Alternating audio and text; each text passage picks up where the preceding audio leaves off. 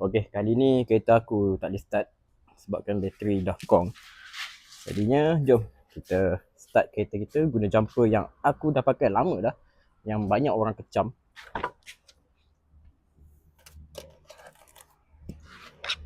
Tapi aku pakai dah lama and okey je bagi aku jumper ni.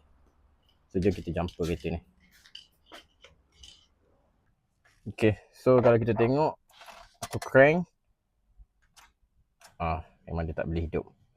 So jom kita jumper kereta ni.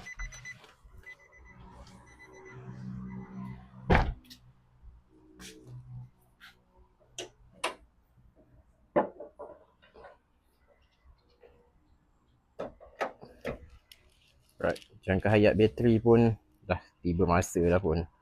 So, memang nak kena tukar, tapi aku tak sempat. So kita jumper dulu. So sebab tu penting kita ada jumper macam ni. Bila kita tak dapat nak start, kita tak perlu nak panggil orang. Kita just pakai kita punya jumper ni saja. So macam biasa, merah pergi merah, hitam pergi hitam.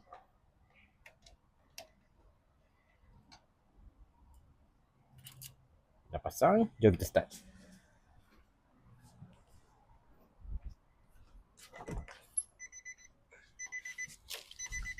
Okay, bismillah.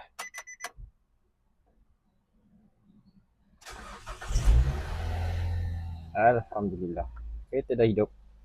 So, kesimpulannya memang korang perlukan jumper ni standby tu kat dalam kereta tau guys. Jumper ni memang sangat penting untuk kita pakai bila waktu emergency macam ni lah. So kalau korang nak dapatkan jumper ni, boleh dapatkan dekat link showcase yang aku dah sediakan kat bawah.